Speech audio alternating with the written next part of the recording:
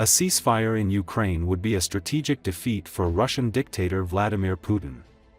But rejecting the US offer would be equally disadvantageous, the Times reports. It is noted that the situation in the Kursk region demonstrates the ability of the Russian army to continue the offensive, albeit at a grueling pace. The Russian economy, which has often been described as being on the brink of collapse, has outperformed expectations, and many analysts now believe it can maintain its current state of war for at least another year, the article says. Thus, the ceasefire agreement will be perceived as a defeat for Putin. A lasting, unconditional ceasefire would cement Ukraine as a free and independent country, closely linked to Europe and outside Russia's sphere of influence. Once the shooting stops, Ukraine's airports will reopen, foreign aid will flow more quickly, and there will be a strong sense of success across Ukraine. This is not what Russia has been fighting a bloody war for 3 years. Putin will have a hard time explaining to his followers why he has spent so much blood and treasure, said Malcolm Chalmers, Deputy Director General of the Royal United Services Institute. At the same time, the Times explained why rejecting the ceasefire proposal would be disadvantageous for Russia. The Kremlin has repeatedly tried to portray Ukraine as an obstacle to peace. If Putin refuses, he will shatter that illusion and risk punitive measures from the White House, including tougher economic sanctions on Russia and increased military aid to Ukraine designed to force him to the negotiating table. Moreover, he risks losing favor with President Trump, whose presidency has precipitated an extraordinary geopolitical realignment that has largely benefited Russia. Let us recall that on March 11, negotiations between the US and Ukraine took place in Saudi Arabia, as a result of which Kiev agreed to a proposal for an immediate 30-day ceasefire. As Reuters reported, citing its own sources, Russia then presented the US with a list of demands for concluding an agreement to end the war. It was noted that the Kremlin's conditions were broad and similar to the demands it had previously put forward to Ukraine, the US and NATO. At the same time, The Economist notes, the ceasefire is not in Russia's favor, and Putin will do everything to delay the decision as much as possible. The temporary pause will give Ukraine a chance to restock its weapons, and it could last longer because polls suggest Russians are war-weary. Whichever side resumes fighting first would draw international condemnation and the wrath of Donald Trump, the article says. Putin's problem, though, is that he hasn't yet gotten what he wanted in Ukraine. His goal was to subjugate or cripple the country, sever its ties with the West, get rid of its troubled president, Volodymyr Zelenski, and permanently weaken its military. But despite the huge losses of 150,000 to 210,000 Russians killed, all Putin managed to do was seize about 11% of Ukraine's territory, adding to the 7% or so he seized in 2014. The end did not justify the means, The Economist points out. At the same time, Putin is looking for an opportunity to win back with the help of Trump what he failed to capture on the battlefield. The danger now is that Putin will try to put his own conditions on the proposed ceasefire, calling for no more American aid, early elections in Ukraine, or international recognition of the territory he has seized, the article says.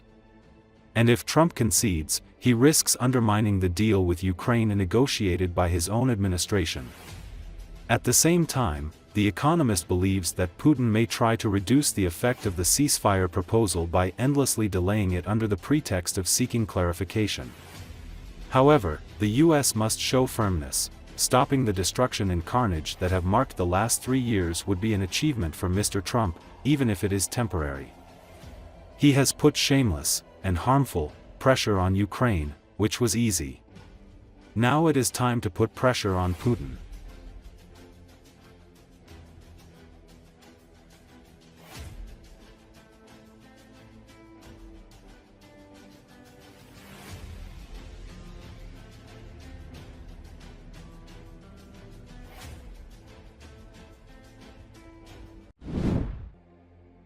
People on the streets of Russia's capital were skeptical about the prospect of a possible ceasefire in Ukraine.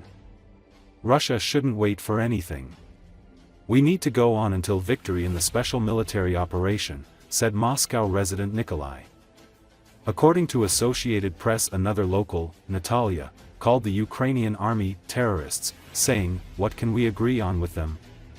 Kiev signaled on Tuesday after talks in Saudi Arabia that it was open to a US-backed 30-day ceasefire in the war with Russia, pending Moscow's agreement.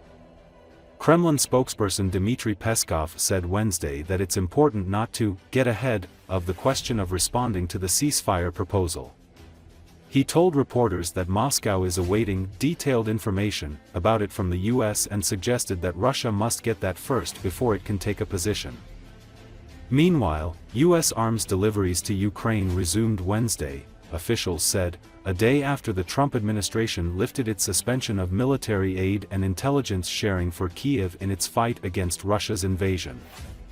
The administration's decision marked a sharp shift from only a week ago, when it imposed the measures in an apparent effort to push Ukrainian President Volodymyr Zelenski to enter talks to end the war with invading Russian forces. The suspension of U.S. assistance came days after Zelensky and President Donald Trump argued about the conflict in a tense White House meeting. Secretary of State Marco Rubio, who led the U.S. delegation to the talks in Jeddah, said Washington would present the ceasefire offer to the Kremlin, which has so far opposed anything short of a permanent end to the conflict without accepting any concessions.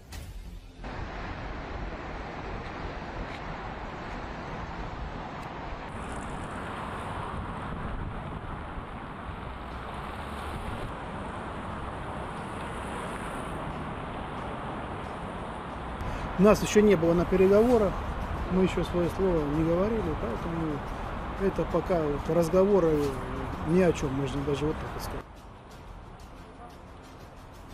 Добрый день, позвольте несколько вопросов. Пока те не добьются того, что хотят, и пока мы не добьемся, чего хотим, все и будет продолжаться.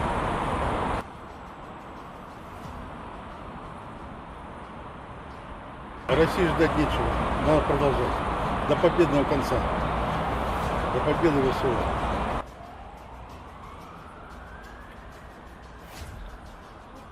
Все будет так же, как летали дроны. Я думаю, так же и будут, потому что, там террористические группировки, о чем с ними можно договариваться?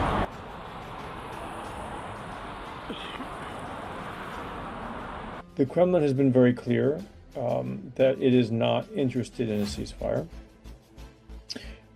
which doesn't mean that it's not interested in a ceasefire, but it does mean that it's not likely to agree to a ceasefire without extracting various things along the way.